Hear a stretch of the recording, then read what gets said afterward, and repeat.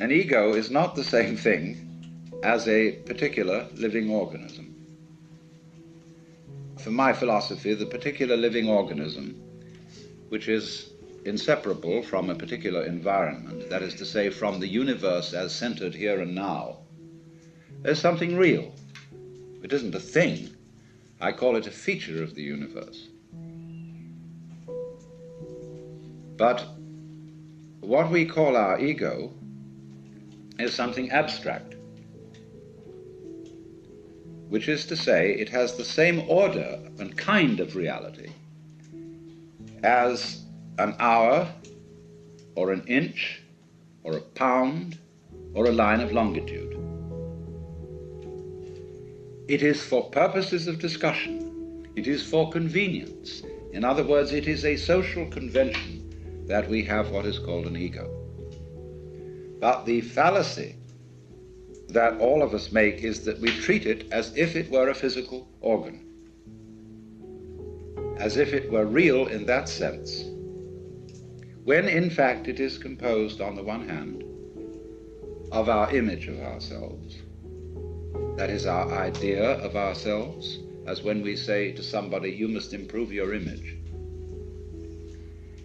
Now, this image of ourselves is obviously not ourselves, any more than an idea of a tree is a tree,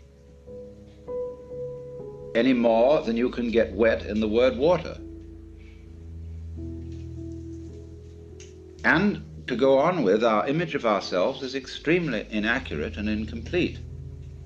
Would that some God the gifted gears to see ourselves as others see us. We don't. So my image of me is not at all your image of me. And my image of me is extremely incomplete in that it does not include any information to speak of about the functioning of my nervous system, my circulation, my metabolism, my subtle relationships with the entire surrounding human and non-human universe. So the image I have of myself is a caricature. It is arrived at through mainly my interaction with other people who tell me who I am in various ways, either directly or indirectly, and I play about with what their picture is of me, and they play something back to me so that we set up this conception. And this started very, very early in life. And I was told, you see, and you were told, that we must have a consistent image. You must be you.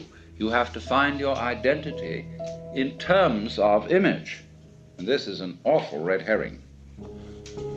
A lot of the current quest for identity among younger people is a search for an acceptable image. What role can I play? Who am I in the sense of what am I going to do in life, and so on. Now, while that has a certain importance, if it's not backed up by deeper matters, it's extraordinarily misleading. So therefore, on the one hand, there is this image, which is intellectual, emotional, imaginative, and so forth. Now, we would say, I don't feel that I am only an image. I feel there's something more real than that, because I have a sense of there being a particular sort of, how do we say, a center of something, some sort of sensitive core inside the skin. And that corresponds to the word I. Let's take a look at this. Because the thing that we feel as being myself is certainly not the whole body. Because a lot of the body can be seen as an object. In other words, if you stand, stretch yourself out, lie on the floor, and turn your head and look at yourself, you can see your feet and your legs and all this up to here, and finally it all vanishes, only there's a sort of a vague nose in front. And you assume you have a head because everybody else does. And you've looked in a mirror, and that told you you had a head, but you could never see it, just like you can't see your back.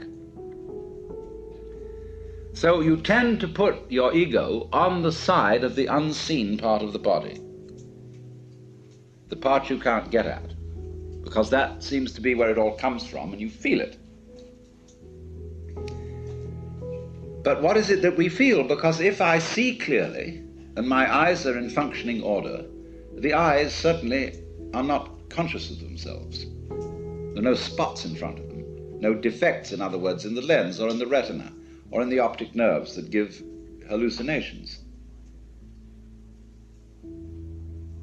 So also, therefore, if my ego, my consciousness is working properly, I ought not to be aware of it as something sort of there, being a nuisance in a way in the middle of things, because your ego is awfully hard to take care of. Well, what is it then that we feel? Well, I think I've discovered what it is.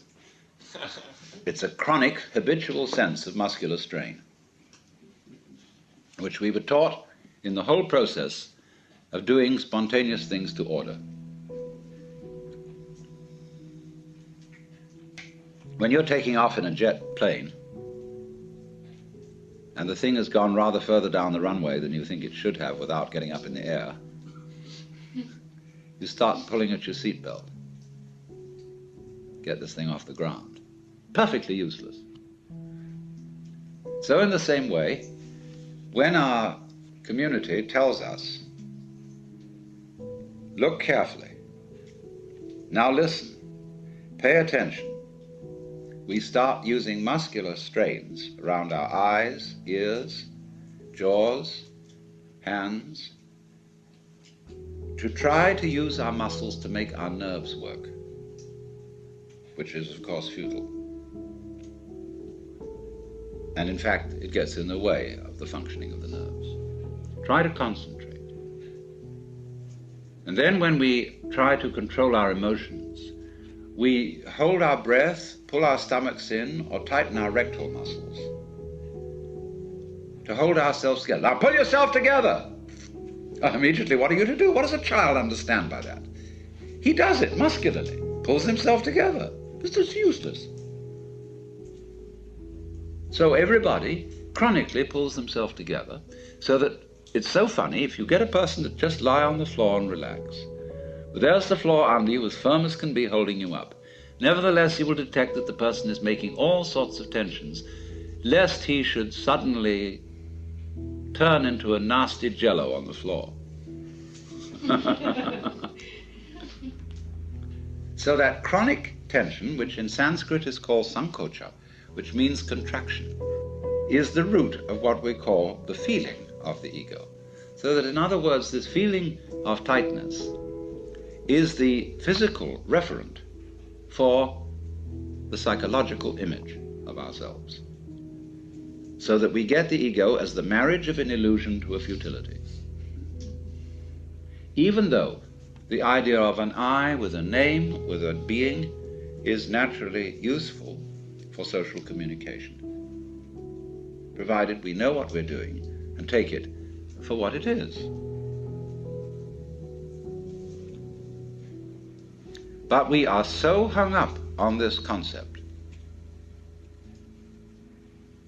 that it confuses us, even in the proposition that it might be possible for us to feel otherwise. Because we ask the question, if we hear about people who have transcended the ego, well, we ask, how do you do that? Well, I say, what do you mean? You, how do you do that? Because the you you're talking about doesn't exist. So you can't do anything about it, any more than you can cut a cheese with a line of longitude. Now that sounds very discouraging, doesn't it?